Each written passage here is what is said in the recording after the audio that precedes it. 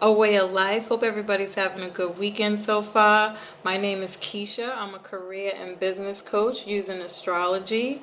Today, I'm going to be talking about the awakening of the original gangster, but better, right? So, anybody who's watched my YouTube videos knows for sure by now, I'm a huge fan of Dr. Boyce Watkins. He has a few different shows on here. Um, and one in particular, his son interviews people who are have their own business and different backgrounds. So I like to kind of use those storylines that I hear from anything that I listen to on YouTube, by the way, and put my astrological spin on it. So the way my mind is set up, whenever I hear anything now, I always hear the astrology and what people say. And my mind begins to build a storyline through astrology. So I'm going to be talking about um, how this show kind of made me think about this time astrologically and how that relates to the awakening of the original gangster, but better. So this one in particular show was a guy who was a career coach for people who were experiencing burnout. He talked about how, burnout is from a loss of passion within the work that you do, and how to rectify that issue were, kind of the building blocks of that process, which is, the difference between being proactive instead of reactive. The story that he shared um, was about his work trajectory to how he started his business. And so he used to be a blue collar worker. He was an electrical engineer. And he talked about how the lack of the schools don't really teach you the business part of it. They give you the skill, and you're kind of forced to go out there and learn it on your own. But the problem with blue collar jobs is that there are a lot of white people in those fields and not enough black people, because they kind of keep their circle and they build up their circle, but they don't really let other people in. And so he talked about how, it was hard for him to build within that field to start his own business. And kind of the storyline on how we can mobilize to change that narrative. And immediately, as an astrologer, just from that part alone, I began to think about what this year has been as an entirety. So I've crowned 2020 the year of Capricorn. Capricorn has had many planets in the sign of Capricorn this year. Some for long extended periods of time, which was kind of abnormal, and others that hadn't been in Capricorn since many, many years ago.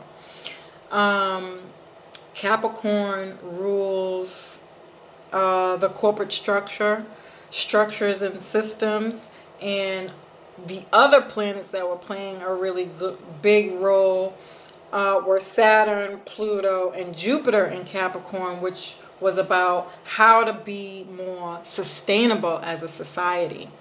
So when I heard what he said, that storyline held strong for me, because that's kind of what we're experiencing right now and moving forward. We're moving into the age of Aquarius, which rules the awakening, the revolution, humanitarian efforts, the people. And we're going to, Aquarius is going to help us eliminate competition and be more innovative. That's another thing that Aquarius rules, is innovative, outside the box thinking, and kind of rebelliousness. Not rebelliousness on a low vibration, but we're going to be in a state of America has fallen. How do we regroup and rebuild? So survival instincts are going to kick in. So when I say rebellious, to me, I'm thinking, how are we going to do things differently to rebuild? Pluto has been in Capricorn, and anything Pluto touches is the breakdown of any structure and system, corporate structures and system. And how do we rebuild that back up? Pluto is the Phoenix rising. And so, on a grander scale, I think he's just beginning to touch the fundamentals of what everybody else is noticing, awakening to this process of being in a job that you probably didn't like anyways. Or maybe you did like your job and you're in a trajectory, so you want to move up. And maybe even getting some education to do something else. These are some of the other things that are ruled by Capricorn. Capricorn rules the career and business life. It rules your status, how you get your respect, your position on the world stage, how people see you. It rules discipline, responsibilities, hard work. Just to name a few things. So, and when I think about this, I think about how, I don't know why Luke Cage is the show that comes to mind, but it sticks out in my head. And Luke Cage, to me, that story was about the fall of the gangster. And what we were seeing or witnessing at that time was how the politicians became the gangsters. But before that, gangsters were the pillars and builders of the community. They were the go-to people between the community and the politicians. And how they kind of mobilized is what I'm saying we're going to do better from a business playing field. Business people are going to ask to step up somehow. And on an individual level, we're changing our careers and business things that we're in, especially now with Mars in retrograde. And that's another planet that's been in the same sign for an abnormal, expanded time, which is about burnout. I've been talking about it for the last few months. So again, it's just another indication that people are going to kind of fall out of motivation for what they're already doing, or they're going to take the time to really sit down and really build a structure around what it is they're doing. Like, what is the next level for you as a business person, as a person who's in a career that's just thinking about growing within your field. So anyways, that's just the first half of how I see what he's saying play out astrologically. He went on to talk about, what do you have as a business? What systems and structures, Capricorn, do you have as a business to help you kind of change the narrative of what fields black people are in and are not in? How can we build a system and structure to deal with that? And he went on to say,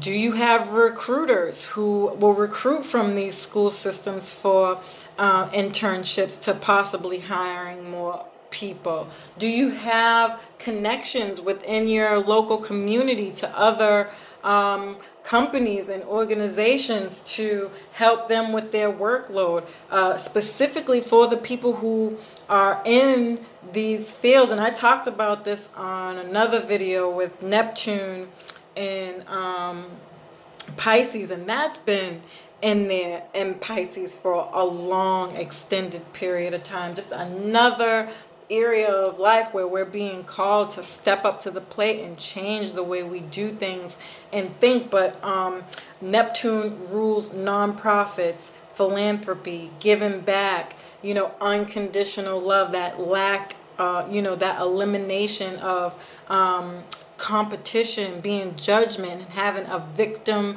mentality. How are you connecting with other companies and organizations within your local community to build, to help the people who are in these nonprofits who don't necessarily look like those people who own those companies and nonprofits. Do you have a system and structure to welcome in people who look like you? um, do you have an educational piece in your business to be able to offer children, like, who might be interested in this field? Is there some part of what you do that they can learn on a small, minuscule level? These are the types of things that I think as business people we're going to kind of come together over time to come together and mobilize to grow within our business and structures to help us as a community. Uh, Gemini is in the North Node, and Sagittarius is in the South Node. The nodes are, so your South Node are the skills and knowledge that you were born here with, and or the skills and knowledge that you learned from the time you were born until age 30, 35. And Gemini is the North Node, and your North Node is, the new territory that we're kind of all exploring and trying on new different things at this time. But Gemini rules education. It rules hands, craftsmanship, working with your hands, skills training, neighborhoods, the streets, community, siblings.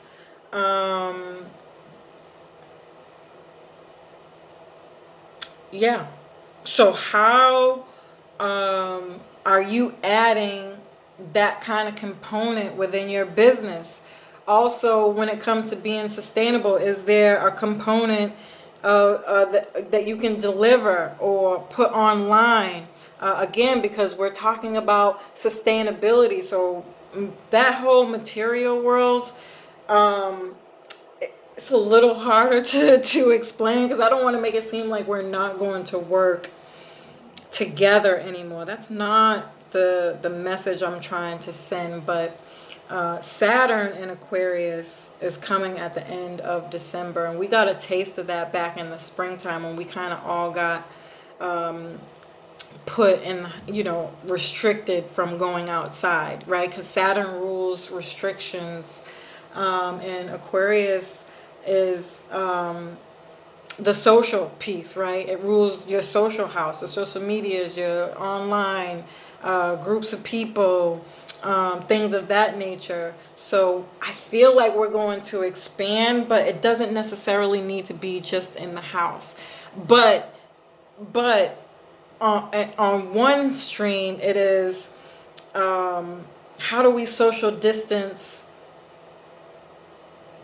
intelligently still, though? So how are we mobilizing through other companies, through online, through a delivery process? I also feel like in-home business is going to grow exponentially, where people have to come to your house for services. Whatever it is that you're doing, do you have a component where you can work from your home? But um, um, yeah, I just feel like more intelligently, more. Aquarius also rules innovative, outside the box thinking. So again, we're getting super creative on how we connect, whether that be social distancing or just smaller groups of people, because it's about sustainability. And when I think sustainability, I think we're breaking things down. So working smaller but bigger.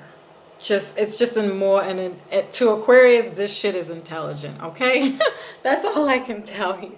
Because if you have any Aquarius friends, they do kind of have this mentality of like cleanliness, right? Like it's super important. Like you really don't need to be all up on me, though. You don't know. So, but anyways, when I think about this, mobilizing in this kind of way, again, I go back to the original Gangster.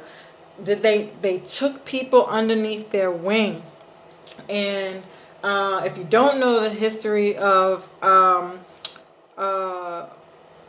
the gangs, oh, what was it? The Crips and Bloods were actual organizations. You know, people don't know that, but the way they kind of mobilized and structured, the way they recruited for people to do certain things, it actually have a business structure. It grew into what it grew into, and that's a whole nother story. I'm not trying to go down that path, but the system and structure is what I'm talking about. So how are you recruiting? Who are you bringing under your wing? What kind of education do you have in your program to offer? You know, these kind of things I think are going to grow over the next 2 years. And so I hope you found my awakening of the gangster theory interesting. Leave your thoughts and comments down below.